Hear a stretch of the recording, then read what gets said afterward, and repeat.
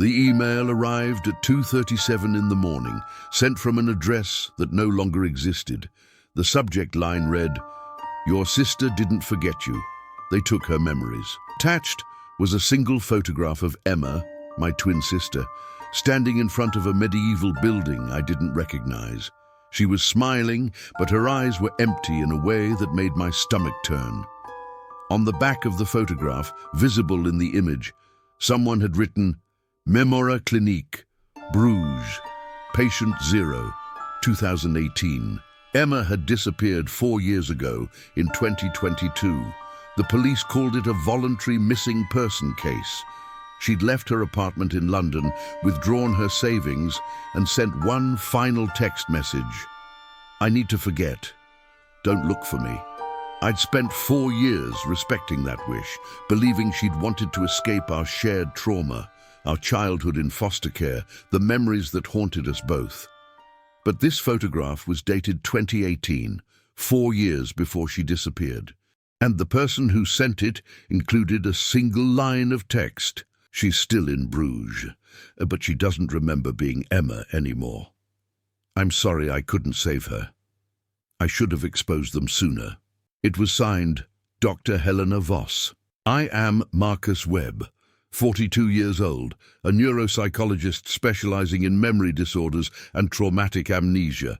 I've spent my career studying how the brain stores and retrieves memories, how trauma can fragment identity, how people reconstruct their sense of self after catastrophic memory loss. But nothing in my research prepared me for what I discovered in Bruges.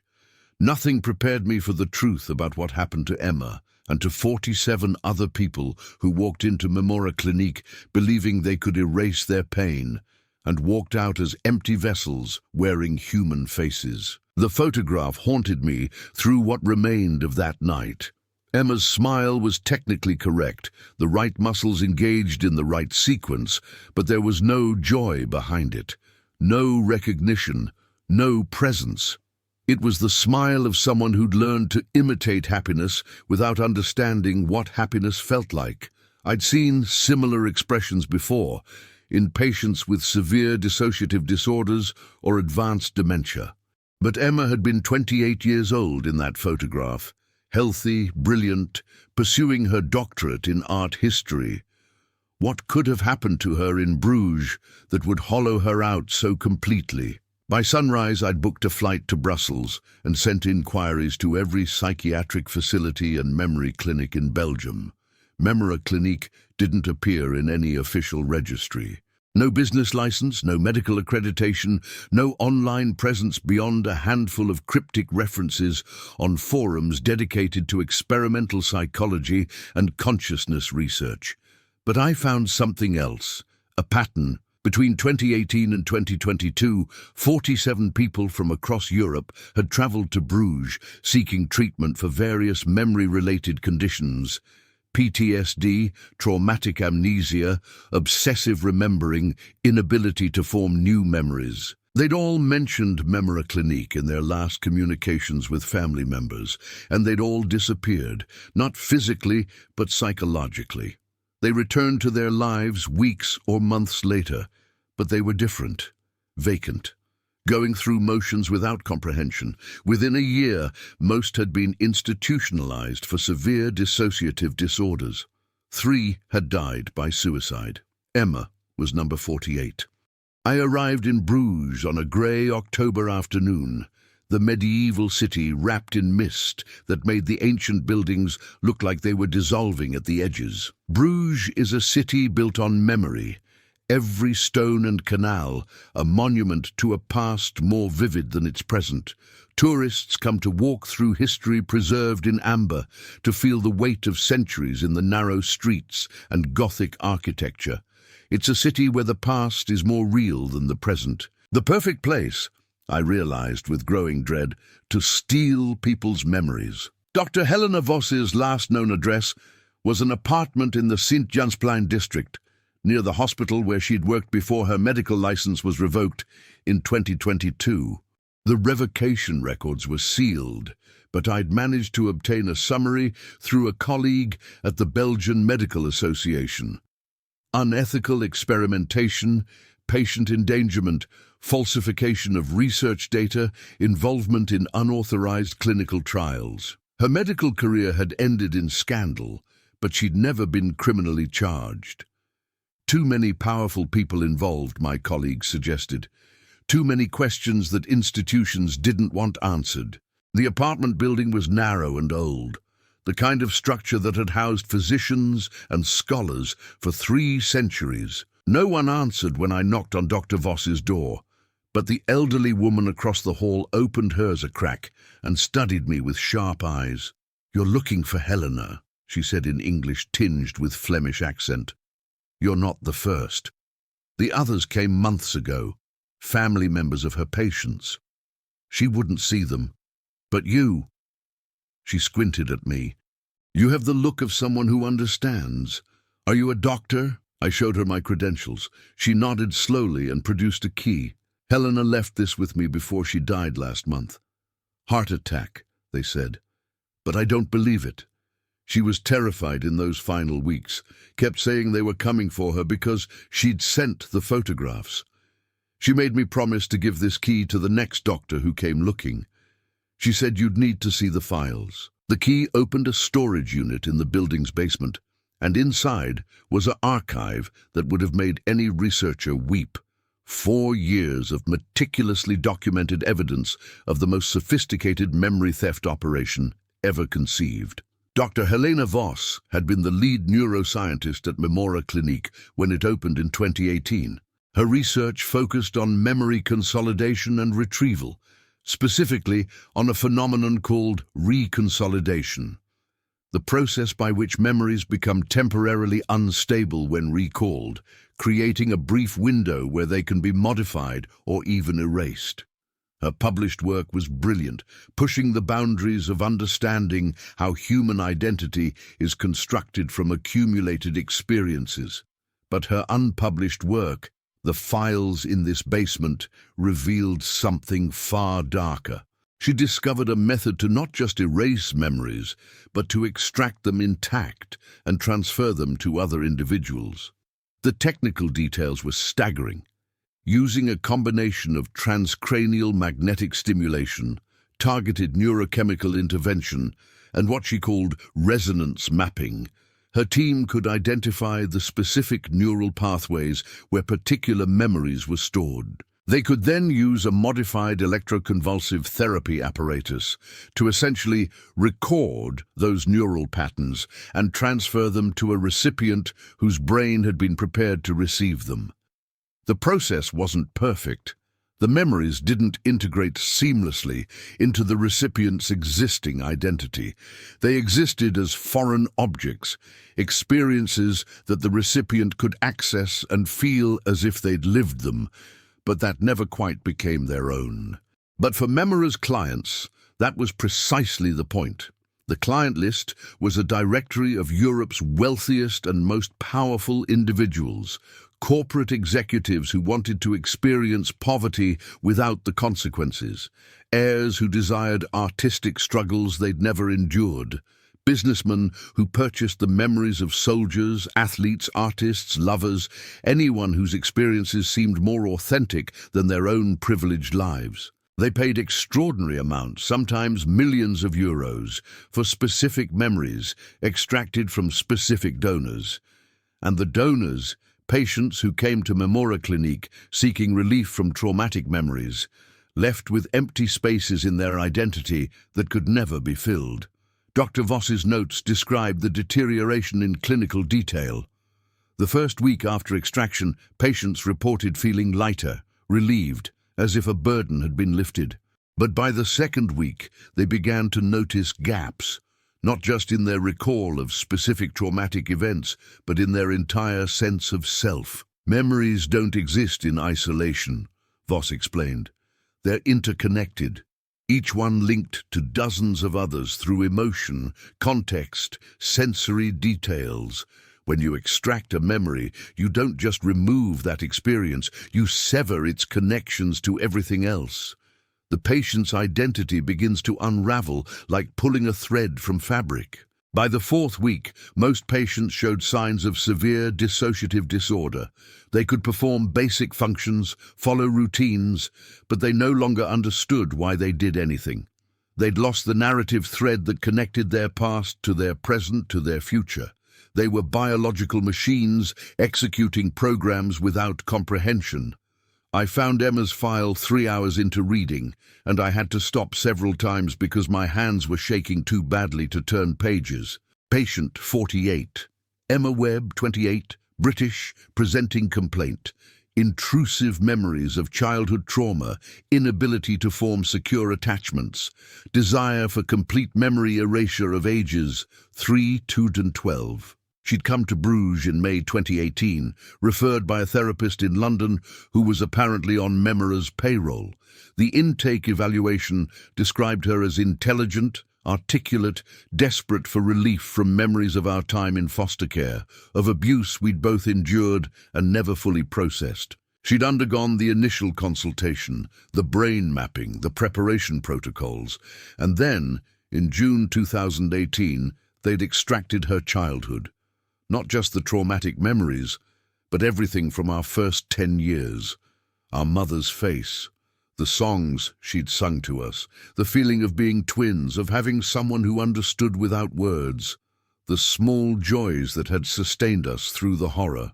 All of it recorded, packaged and sold to a client identified only as buyer 23, female 44, Dutch national, interested in experiencing sibling bond and overcoming adversity narrative. Someone had purchased my sister's childhood and was wearing it like a costume, but the extraction hadn't stopped cleanly.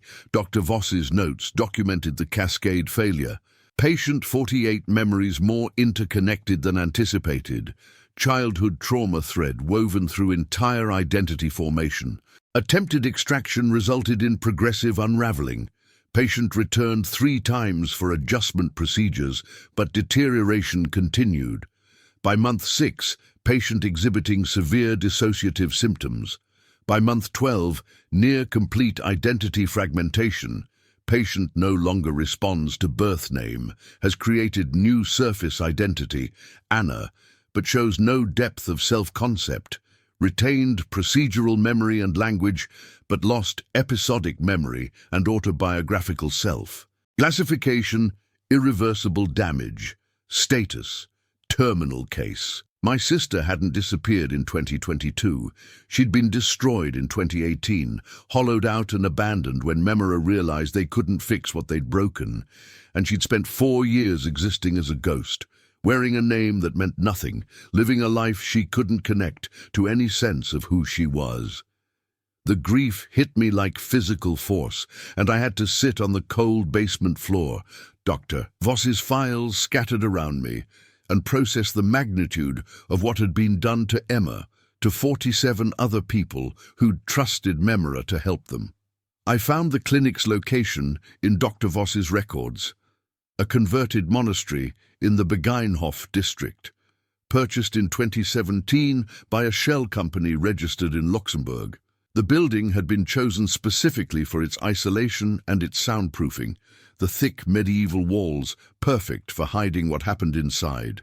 But according to the files, Memora Clinique had closed in December 2022, shortly after Dr. Voss threatened to expose the operation. The equipment had been removed, the records supposedly destroyed, the staff scattered across Europe with non-disclosure agreements and generous severance packages, but the building was still there, and Dr. Voss's final notes suggested something that made my blood run cold. They didn't destroy the neural recordings. Too valuable, too much invested. Theory. Recordings stored on site in electromagnetic shielding. Without proper equipment, recordings degrade but don't disappear. If building structure maintained electromagnetic properties, recordings could persist as residual patterns. Untested hypothesis. Original donors, if brought to recording location, might experience spontaneous memory retrieval through resonance effect. Recipient must have already integrated memories, but echo might remain in original neural architecture. It was desperate speculation from a woman trying to find any way to undo what she'd helped create. But it gave me something I hadn't had before. Hope, however small, that some part of Emma might still be recoverable. The former Memora Clinique building stood behind high walls in the quietest corner of Beginhof, a district originally built to house religious women in the 13th century. The monastery had been converted into a residential property, but the current owner was another shell company, and the building appeared abandoned. No lights, no movement, just medieval stone and leaded windows reflecting grey sky. I'd brought basic electromagnetic detection equipment, the kind used in neuroscience research labs. If Dr. Voss's theory was correct, if the neural recordings still existed as residual patterns in the building's structure, I might be able to detect them. It took me 20 minutes to pick the lock on the side entrance and another 10 to disable the security system, using codes I'd found in Dr. Voss's files. The interior of the building was exactly as she'd described. The ground floor converted into intake and consultation rooms, the upper floor dedicated to the extraction and transfer procedures. But everything had been stripped. No furniture, no equipment, no sign that this had been anything other than an empty building. Except for one thing. My electromagnetic detector was going insane. The readings spiked and fell in patterns that shouldn't exist in a building with no electrical current. The medieval stone walls, rich in ferromagnetic minerals, were holding charge like a battery, and the patterns were too regular, too structured to be random. They were organized like neural firing patterns, like memories preserved in stone. I spent that first night mapping the electromagnetic signatures throughout the building, documenting the hot spots where the readings were strongest. The pattern that emerged was staggering. 48 distinct clusters, each one corresponding to a patient number in Dr. Voss's files. The memories hadn't been destroyed. They'd been recorded into the building itself, stored in the magnetic fields of the stone, sustained by the same geological properties that had made Bruges a center of medieval scholarship. The building was a cathedral of stolen memories, each patient's extracted identity frozen in electromagnetic amber. I found Emma's signature on the second floor, in a room that overlooked the Begeinhof garden.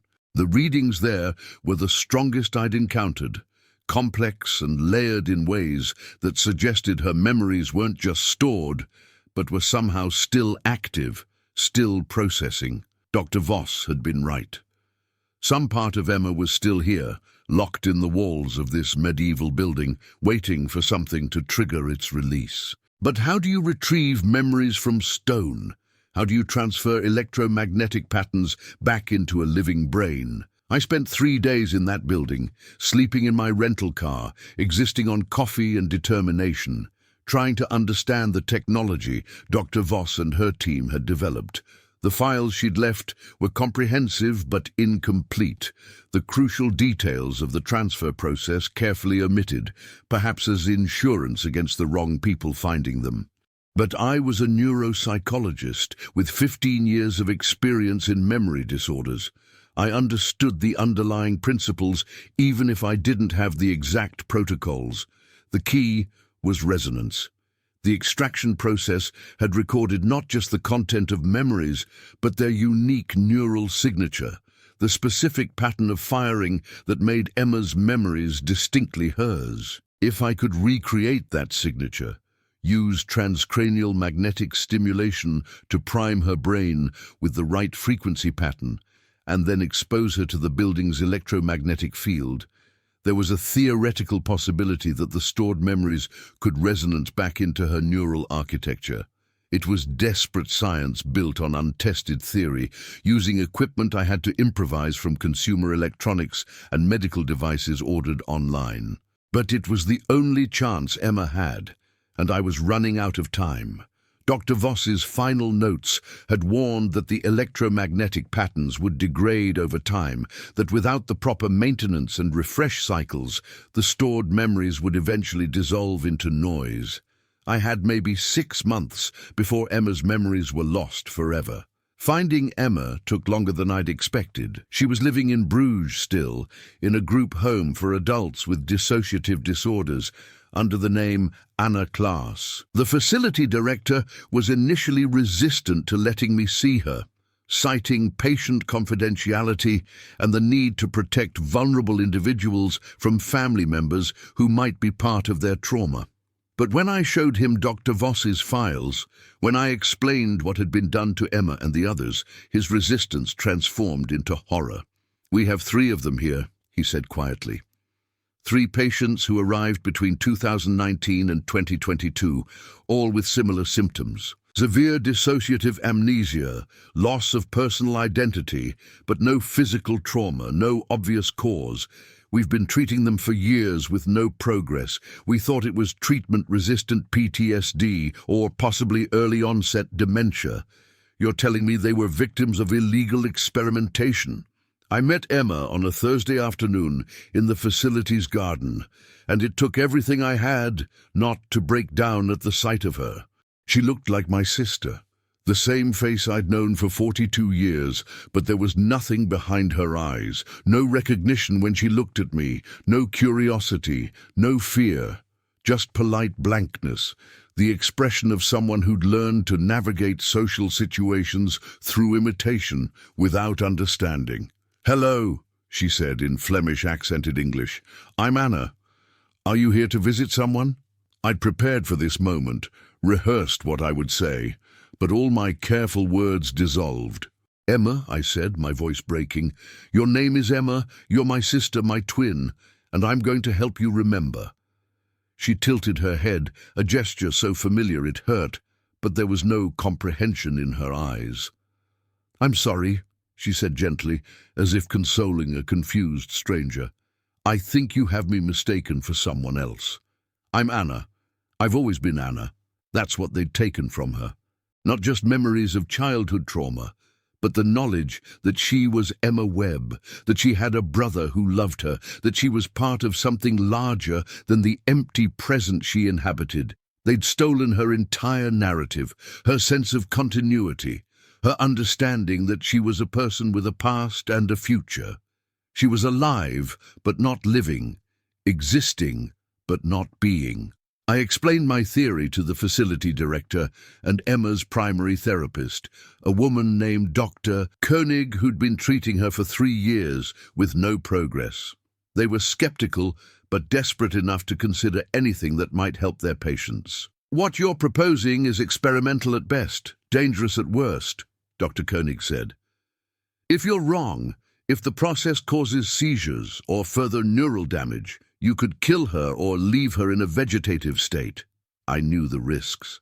I'd spent 72 hours calculating them, running simulations, testing my improvised equipment on my own brain to ensure it wouldn't cause immediate damage. The transcranial magnetic stimulation device I'd built wouldn't be strong enough to cause seizures. The exposure to the building's electromagnetic field would be brief and controlled. And if Dr. Voss's theory was correct, Emma's brain would recognize its own memories and reintegrate them naturally. But if I was wrong, I would be the one who destroyed what remained of my sister. "She's already lost," I said finally. "Everything that made her Emma is gone. This is her only chance to get any of it back."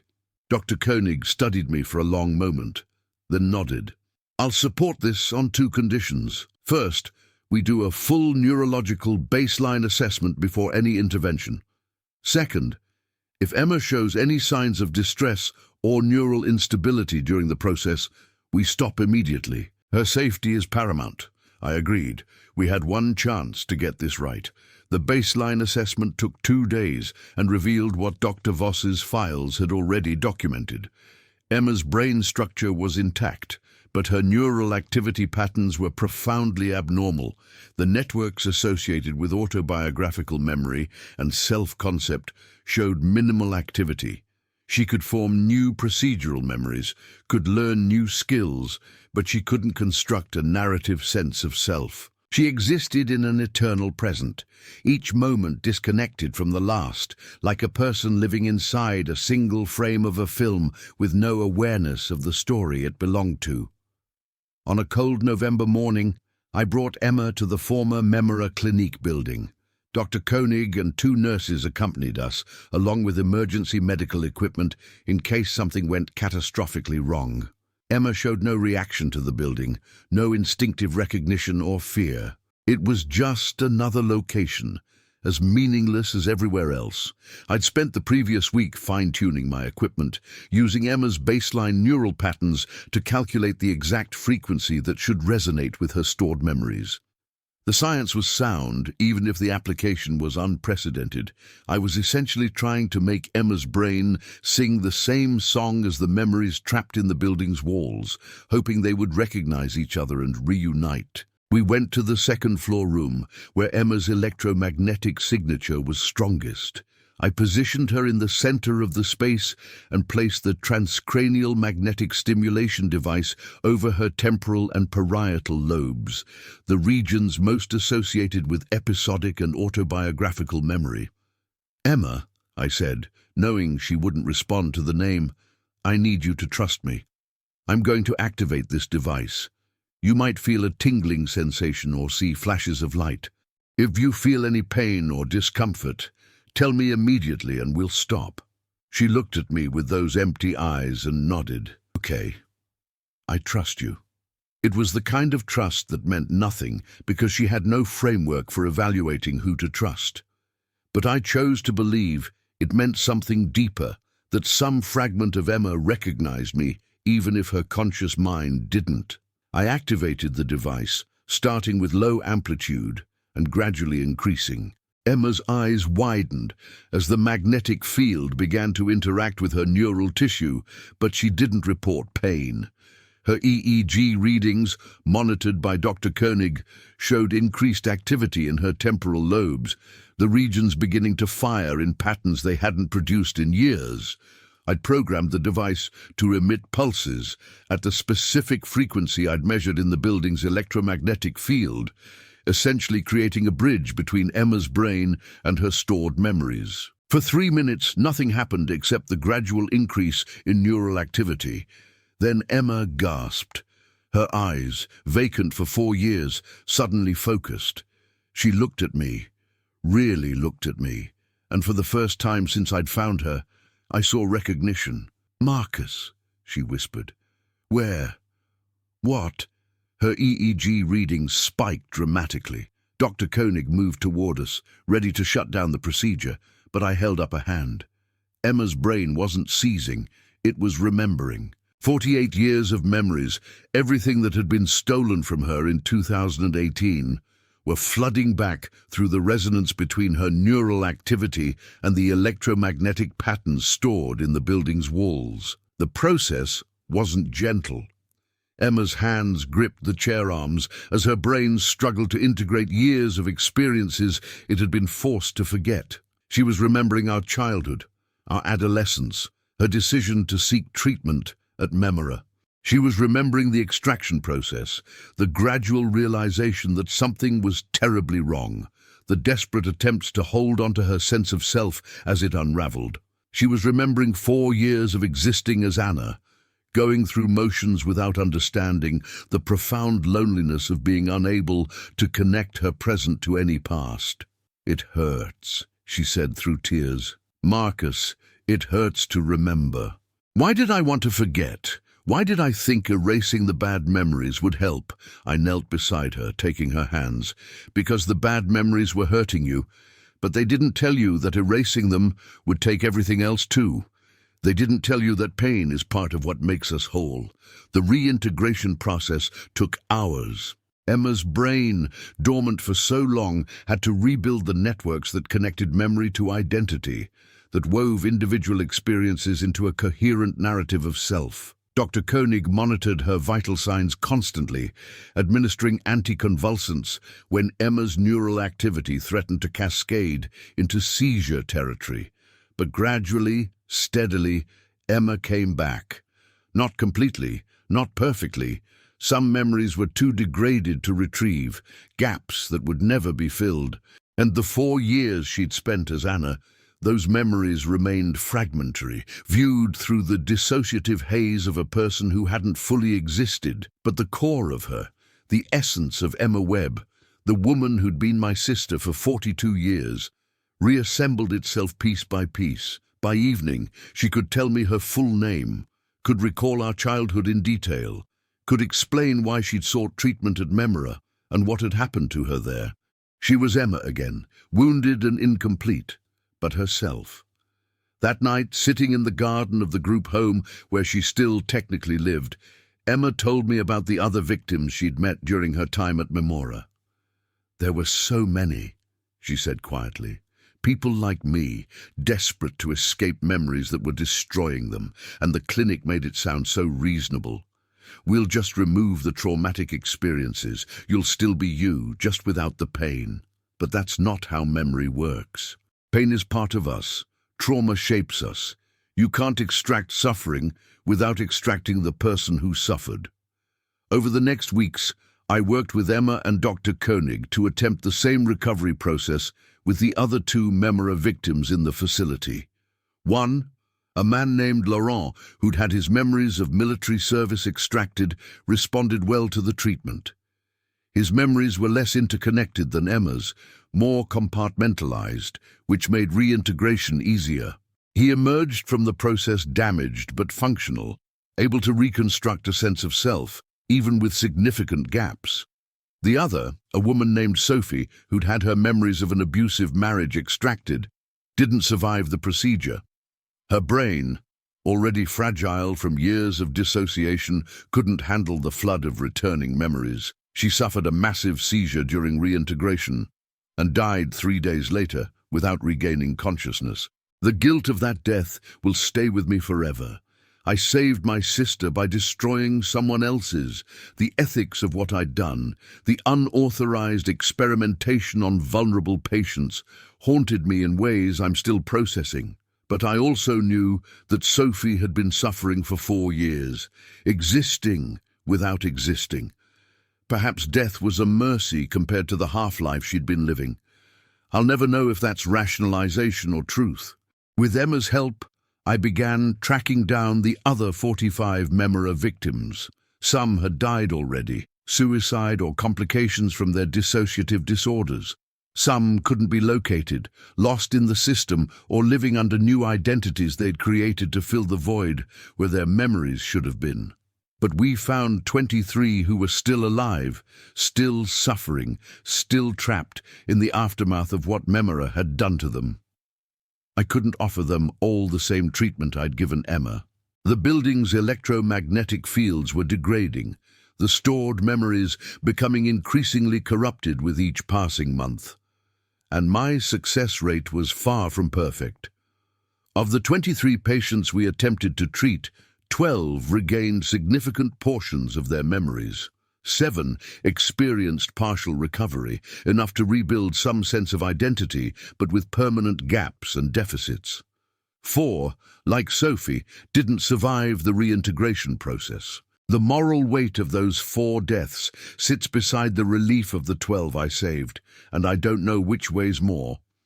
But as we worked, a larger pattern emerged. Memora Clinique hadn't been an isolated operation. Dr. Voss's files referenced a network of similar facilities across Europe, all operating under different names, all selling the same service: extraction and transfer of human memories for profit. The clients weren't just wealthy individuals seeking vicarious experiences. Some were intelligence agencies wanting to extract memories from defectors or prisoners.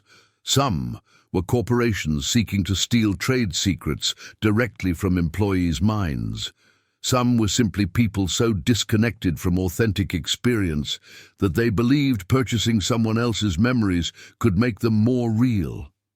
The market for stolen memories was vast, and Memora had been just one supplier in an underground industry worth billions. Emma and I compiled everything we'd learned into a comprehensive report, Dr. Voss's files, the patient testimonies, the neurological evidence, the financial records showing the flow of money from clients to Memora, to shell companies to individual bank accounts. We documented the technology, the methodology, the results. We named names, including the facility directors, the medical staff, the clients who'd purchased memories, and the government officials who'd protected the operation from investigation. Then we sent it to every major news outlet in Europe, to regulatory agencies, to medical ethics boards, to law enforcement organizations in 6 countries. The response was immediate and overwhelming. Within 48 hours, the story was front-page news across the continent. The technology was real. The victims were real. The crime was undeniable. Within a week, arrests began. The director of Memora Clinique, Dr. Anton Visser, was apprehended in Switzerland, attempting to board a flight to Singapore. The lead technician was found in Prague. 3 of the major clients, whose names Emma remembered from overhearing staff conversations, were quietly detained by authorities who preferred to handle the scandal discreetly rather than admit that prominent citizens had been purchasing stolen human experiences. But some of the network escaped. The financial infrastructure was too complex, too distributed across jurisdictions. The technology was too valuable. Too many people had reason to protect it. We'd exposed one operation, but the industry it represented was too lucrative to die completely. The legal proceedings took 2 years. Dr. Visser and 6 staff members were convicted of human trafficking, illegal human experimentation, and fraud. Their sentences ranged from 15 to 30 years. The clients who were identified faced varying consequences depending on their connections and their willingness to cooperate with investigations. Some served minimal sentences. Some fled to countries without extradition treaties. Some simply paid massive fines and returned to their lives with barely a pause. Justice, I learned, is unevenly distributed. The victims who survived, the ones Emma and I helped recover, formed a support group that still meets monthly in Bruges. They call themselves the Recollectors, people who were disassembled and incompletely reassembled, learning to live with the gaps in their identities and the knowledge that parts of them will always be missing. Emma chairs the meetings. She's made it her mission to help others navigate the strange territory of being oneself, but not quite, of having a history that feels both true and foreign, of building identity from fragments when the complete picture has been lost forever. She'll never fully recover what Memora took from her. The 4 years she spent as Anna are hazy, disconnected, viewed through the fog of dissociation. Some of her childhood memories returned, but others remain lost, sold to someone who's probably never thought about the person those experiences were stolen from. But she's alive, she's herself, and she's fighting to ensure no one else suffers what she endured. I testified at the trials, provided expert analysis of the neurological evidence, explained to judges and juries exactly what had been done to the victims and why it constituted one of the most profound violations of human dignity ever documented. The technology to extract and transfer memories exists. The science works. And that terrifies me more than anything, because it means the temptation to use it will never disappear. As long as some people have experiences others envy, as long as memories have value, someone will try to commodify them. Someone will build another Memora. 3 years after we exposed the operation, I received a package with no return address. Inside was a small device, cylindrical and elegant, with a screen that showed a menu of options. Experience sunset over Santorini. First kiss with Marie, Paris, 1987. Victory at State Championship, 1992.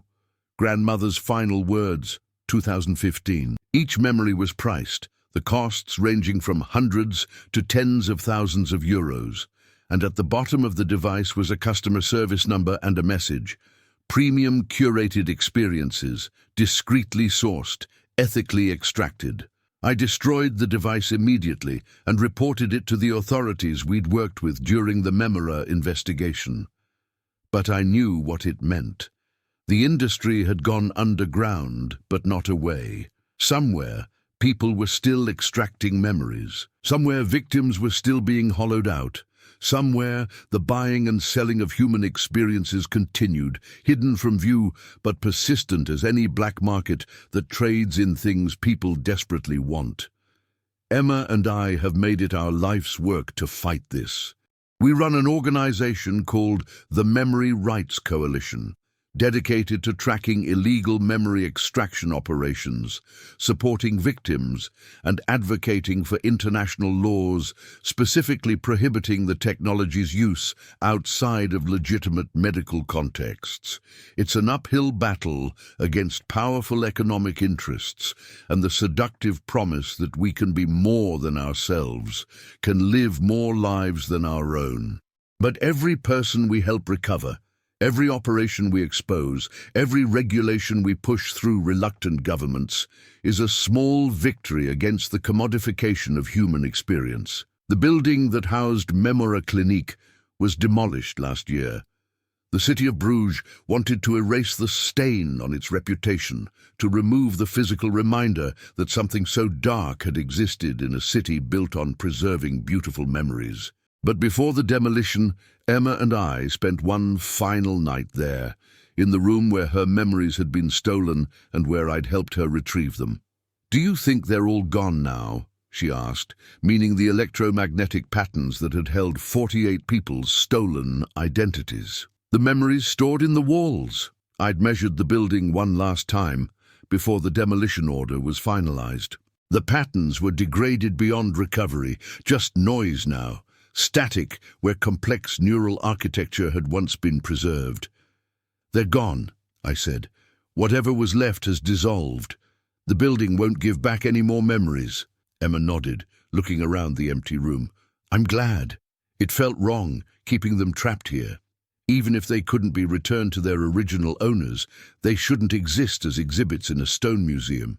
We stood in silence for a while, two people who'd been broken and partially repaired, mourning the 48 people who'd walked into this building whole and left it in pieces. Then Emma said something that stayed with me ever since. "Marcus, I've been thinking about the woman who has my childhood memories. Buyer 23. Do you think she knows they're not hers? Can she tell the difference between experiences she lived and experiences she purchased?" I'd wondered the same thing. Dr. Voss's notes suggested that transferred memories never fully integrated, that recipients always knew at some level that these experiences were foreign objects in their minds. But the notes also indicated that some clients underwent the transfer multiple times, accumulating layers of stolen experiences, building entire false identities from other people's lives. "I don't know," I admitted. "Maybe she's convinced herself they're real. Maybe she's created a narrative where she's the one who survived foster care, who had a twin brother, who overcame childhood trauma. Maybe she believes it so completely that it's become true for her." Emma considered this. "Then she's a victim too, isn't she? Not the same way I am, but still, she paid to become someone else because being herself wasn't enough. That's its own kind of tragedy." That's the complicated truth about Memora and operations like it. There are clear victims, people like Emma who were deceived and destroyed, but there are also the clients, people so desperate to escape their own lives, so convinced that someone else's experiences would be more meaningful than their own, that they paid fortunes to inhabit stolen identities. They're complicit in the crime, but they're also suffering from a different kind of emptiness, a void that no amount of purchased memories will ever fill. The demolition of the Memora building was filmed and broadcast across Belgium, a symbolic destruction of a place that represented humanity's darkest impulses. Hundreds of people gathered to watch, including many victims and their families. Some cheered as the explosives brought down the medieval walls. Some wept quietly, mourning what could never be recovered.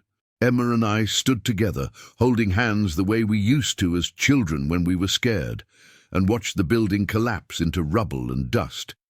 It felt like an ending, but we both knew it wasn't. The technology exists, the market exists, the desperation on both sides, the victims willing to erase their pain, and the clients willing to steal others' joy. That exists too. Memora is gone, but the hunger that created it remains. 6 months after the demolition, Emma received a letter.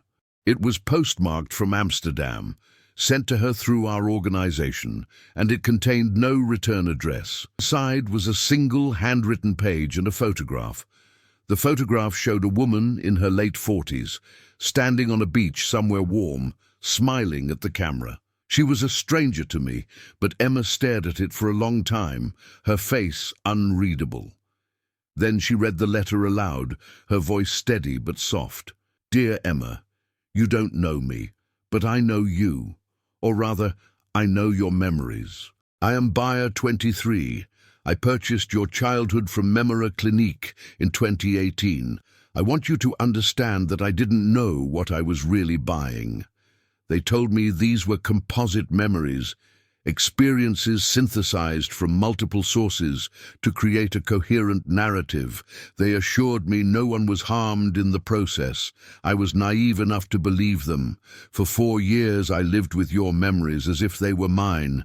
I felt what you felt. I remembered your mother's voice singing lullabies. I remembered the fear and the small moments of kindness that sustained you. I remembered having a twin brother who loved you unconditionally. And I believed these were my experiences, that I had lived this life. But memories that aren't truly yours never sit quite right. They're like clothes that almost fit but pinch in strange places. I would find myself crying without understanding why, feeling grief for a mother I consciously knew I'd never lost, missing a brother I'd never had. The cognitive dissonance was maddening. Emma's hands trembled as she continued reading. When your story broke in the news, when I saw your face and read about what had been done to you, I finally understood. Those weren't composite memories. They were yours. Your actual childhood, stolen and sold to me because I was wealthy enough to afford the most authentic experiences money could buy. I was complicit in your destruction, and I will carry that guilt for the rest of my life. I underwent a memory extraction procedure last month to remove what I purchased from you. It was dangerous and painful, and I will never be quite the same. Parts of my own identity were intertwined with yours by that point, and extracting your memories meant losing some of my own. But keeping them felt like continued theft, like living in a house I'd stolen from someone who'd been made homeless by my crime. I don't know if what I did constitutes atonement. I don't know if returning stolen memories to electromagnetic void is meaningful when they can't be restored to their rightful owner. But it was all I could do. I'm sending you this letter because you deserve to know that your memories mattered. They were beautiful and terrible and real, and they shaped someone who wasn't you into briefly understanding courage and resilience and the profound bond between siblings. I hope someday you can forgive me. I hope someday I can forgive myself. With deep remorse, a woman who borrowed your life. Emma folded the letter carefully and sat in silence for a long time. Finally she said, she extracted them. She gave them back to nothing rather than keep living with stolen experiences. That took courage too. I wasn't ready to be so generous, but Emma had always been the forgiving one, even when she couldn't remember why. That letter changed something in how Emma approached her advocacy work. She started trying to reach the buyers, the clients who'd purchased memories, to help them understand that they were both perpetrators and victims of a system that treated human experience as a commodity. Some responded with hostility, defensive about their choices, insisting they'd done nothing wrong. But others, like the woman from Amsterdam, were haunted by what they'd participated in and desperate for some form of redemption. Emma created a second support group, This one for memory recipients willing to acknowledge the harm they'd caused and seeking to extract the stolen experiences they carried. It was controversial work. Many victims understandably had no sympathy for the people who'd purchased their memories. But Emma insisted that healing required addressing both sides of the transaction, that the industry would only truly end when both the supply and demand were eliminated. The extraction procedures for recipients were even more dangerous than the original transfers. The memories had been integrated for years, woven into the recipient's existing neural architecture in ways that made separation traumatic. Several recipients died during the process. Many suffered permanent cognitive damage. But slowly, methodically, Emma helped dozens of people divest themselves of experiences that had never truly belonged to them. Memories that had always felt like beautiful lies. I watch my sister now, 5 years after I found her hollow and empty in that Bruges group home, and I'm in awe of her resilience. She's rebuilt an identity from fragments, made peace with the gaps that will never be filled, and transformed her trauma into purpose. She lectures at universities about the ethics of memory manipulation. She consults with governments on regulations for neurotechnology. She sits with victims and helps them navigate the impossible task of being themselves when critical parts of themselves are gone forever. And she does it all while living with the knowledge that somewhere in the world, pieces of her childhood might still exist in the minds of people who paid to experience her suffering. That knowledge would destroy most people. Emma carries it like a scar, visible but no longer bleeding. Last month, we attended the 5th anniversary memorial for Memora's victims. It was held in Bruges, in the Beginhof Garden, where the clinic building once stood. The city erected a small monument, a simple stone with 48 names carved into its surface and an inscription in Dutch, French, and English, in memory of those whose identities were stolen. May their stories remind us that some things should never be bought or sold. Human experience is not a commodity. Memory is not a product. We are more than the sum of our experiences, and we are diminished when any part of us is taken for another's gain. Emma placed flowers at the base of the monument, flowers for herself and for the 47 others who'd walked into Memora seeking relief and found destruction instead. Then she did something I didn't expect. She placed a second bouquet, smaller, beside the first. "For the buyers," she said quietly, when she saw my questioning look. "For the people so lost in their own lives that they thought purchasing someone else's would save them. They're victims too, just different kinds, and they deserve to be remembered as cautionary tales, as warnings about what happens when we try to be anyone other than ourselves." That's my sister, that's Emma, capable of forgiveness I'll never achieve, able to see humanity even in people who participated in her destruction. She's not the same person she was before Memora. Too much was taken, too much damaged. But she's someone remarkable nonetheless, someone who looked into the abyss of identity theft at its most literal and chose compassion over rage. I carry the mechanical butterfly from our first story in my pocket always, a reminder that resilience takes many forms. Emma carries something too, though I only discovered it recently. It's a small vial containing dust from the demolished Memora building, stone and mortar that once held her memories in electromagnetic suspension. "Why keep that?" I asked when I saw it in her office. She smiled, and it was her real smile, the one that reaches her eyes and holds both sorrow and joy. "Because it's proof that even when everything is taken from you, even when you're reduced to static and noise, you can be recovered, you can be rebuilt. It won't be perfect, it won't be complete, but you can be yourself again, or at least a version of yourself worth being." The fight against illegal memory extraction continues. New clinics emerge every year, operating under different names in different cities, offering the same dark service. We shut them down when we can, expose them when we must, and help their victims when we're too late to prevent the damage. It's exhausting work, swimming against a current of human desire that never stops flowing. People will always want to escape their own experiences. People will always be willing to pay for others' lives. And as long as that's true, there will be operations like Memora, predators in clinical disguise offering relief and delivering destruction. But there's hope too. The laws are changing slowly but definitely. The technology is becoming regulated, its legitimate medical applications separated from its criminal ones. And most importantly, the stories are being told. Emma's story, the stories of the other victims, the truth about what happens when human memory becomes merchandise. These stories are vaccines against the seductive promises of clinics that offer to erase your pain or enhance your life through someone else's experiences. They're warnings written in the lives of people who believed those promises and paid with their identities. I think about Dr. Helena Voss often, the woman who helped create Memora and then spent her final years trying to atone for what she'd done. Her files saved Emma. Her research made the recovery process possible, but she also enabled the theft of 48 people's identities, participated in crimes that destroyed lives, and only found her conscience when it was too late to prevent most of the damage.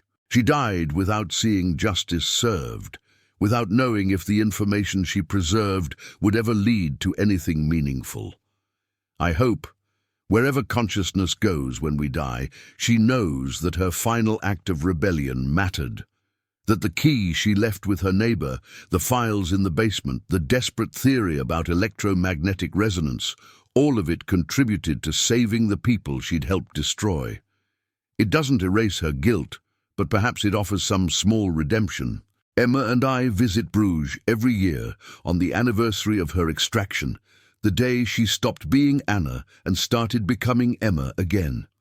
We walk the medieval streets, beautiful and haunted, and talk about memory and identity and what it means to be human in a world where technology makes the boundaries of self increasingly negotiable. Do you think we'll ever win? Emma asked me last year, standing on a bridge over a canal that's been there for 800 years, watching tourists photograph beauty that predates their existence. Will we ever stop people from stealing and selling memories? I thought about it carefully before answering. No, I said finally. As long as some people are desperate to forget and others are desperate to experience, there will be someone willing to facilitate the exchange. We can't win completely, but we can make it harder. We can save the people we can save. We can tell the stories that need telling. And we can make sure that anyone considering walking into a clinic that promises to erase or enhance or transfer their memories knows exactly what they're risking. Emma nodded, watching the light play on the water. And I knew she was thinking about the memories that had been stolen from her and would never fully return. The childhood experiences she could access now, but that felt like stories someone told her about a girl she used to be. The 4 years as Anna that remained fragmentary and strange. The gaps that would never be filled. The connections that would never quite reconnect. Sometimes, she said quietly, I think about the person I would have been if Memora had never happened. If I dealt with our childhood trauma the hard way, through therapy and time and the slow work of healing, would I be happier, more whole? Would I have achieved the things I dreamed of before everything was taken? She paused, then continued. But then I realized that person doesn't exist and never will. This is who I am now. Emma rebuilt from fragments. Emma who understands memory and identity at a level most people never will. Emma who can help others navigate the territory of being disassembled and reassembled, and maybe that's enough. Maybe that's even valuable. That's the final truth about Memora and what it took from its victims. It didn't just steal memories. It stole the people they would have become, the futures they were building toward, the potential that existed before their identities were fragmented. But it also, inadvertently, created people with unique perspectives on what it means to be human, what identity really consists of, and how much of ourselves we can lose and still remain recognizably ourselves.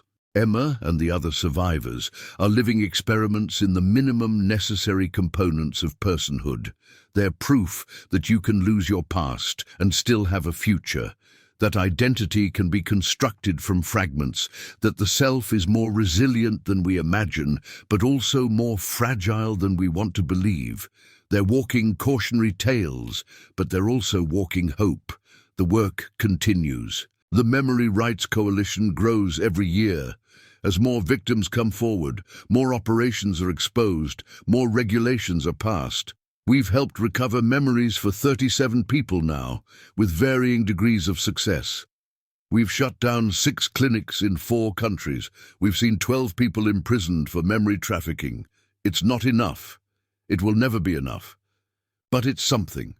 And in a fight against the commodification of human experience, something is better than silence. I carry Emma's story with me everywhere. The way she carries that vial of dust from the demolished building, it's a reminder of what we're fighting for and what we're fighting against.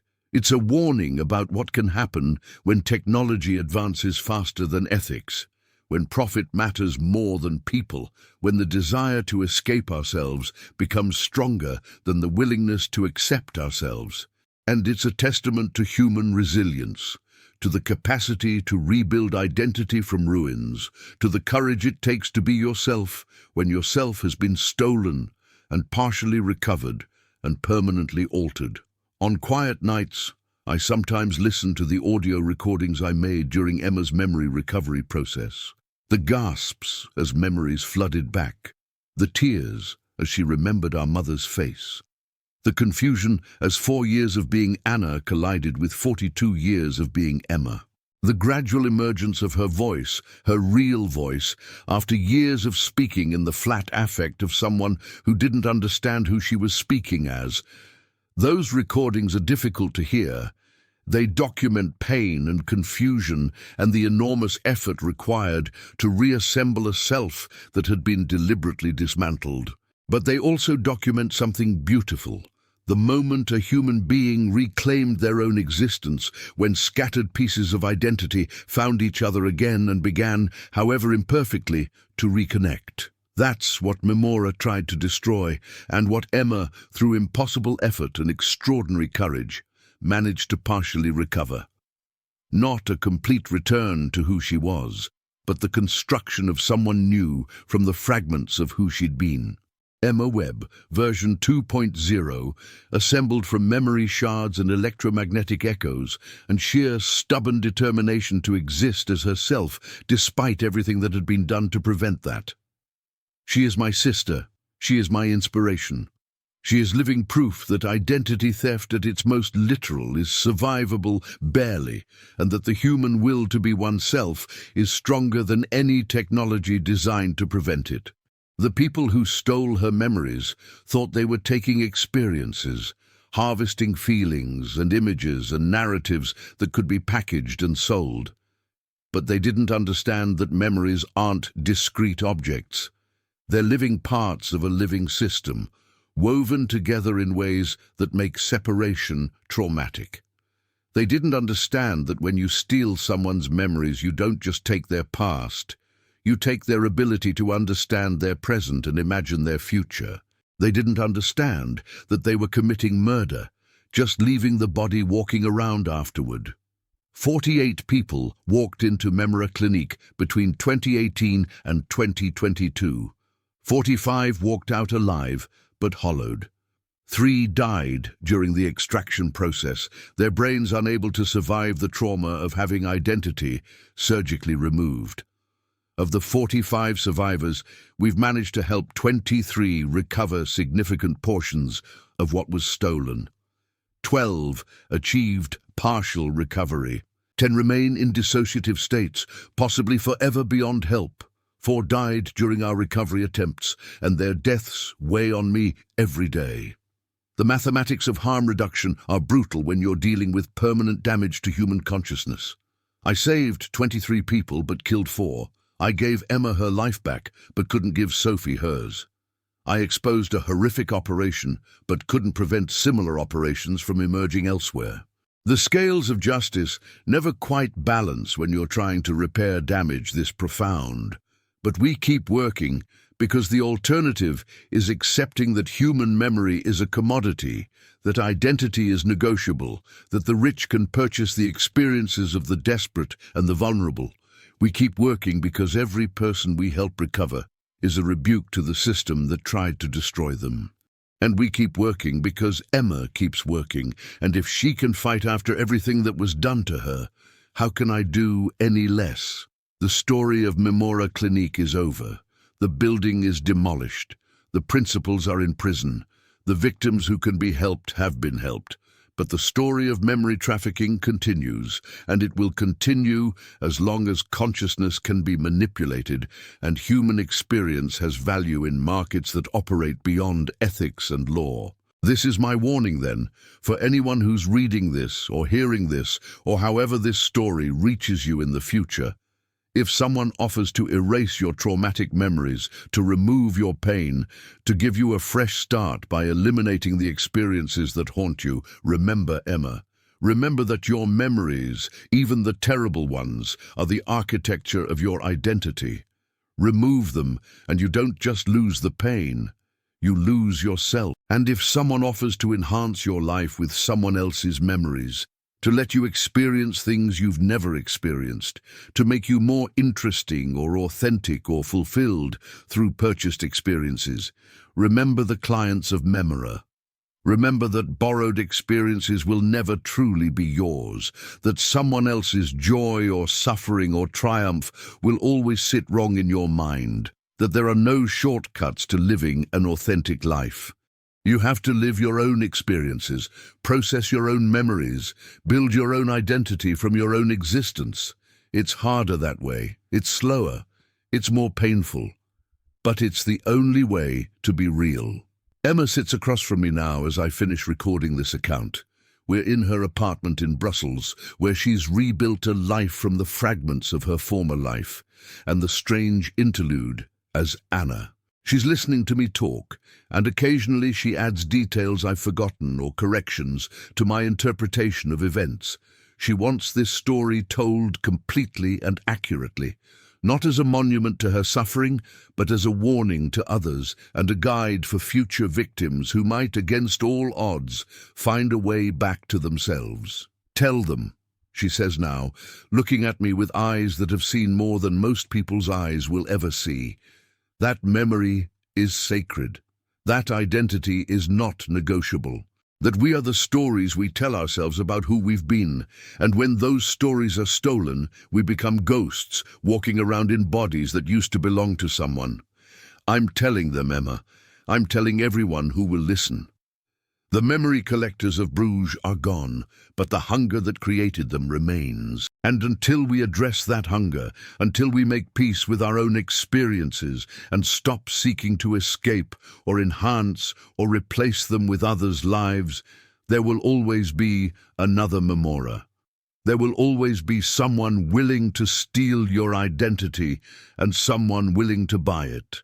This is the story of what happened when 48 people forgot that terrible truth.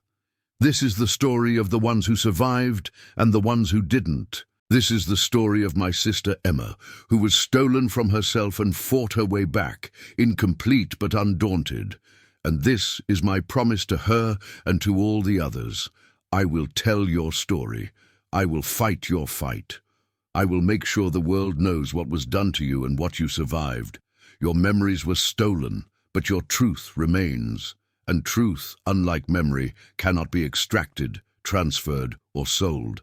It can only be told over and over until finally someone listens. The medieval city of Bruges continues its existence, beautiful and haunted. Its canals reflecting a past that's more vivid than its present. Tourists walk its ancient streets, taking photographs of beauty they'll remember forever, unaware that just a few years ago, those same streets concealed one of humanity's darkest experiments in the theft of memory and identity. The building is gone. The organization is destroyed. But the truth remains, carved into the lives of the people who survived and the memories of those who didn't. Emma Webb, was patient 48. She was stolen, destroyed, and partially rebuilt. She is my sister. She is my hero. And she is proof that even when everything is taken from you, even when you're reduced to an empty vessel wearing your own face, there is a path back to yourself. It's painful. It's incomplete. It's not the triumphant restoration you might hope for. But it's real and it's yours.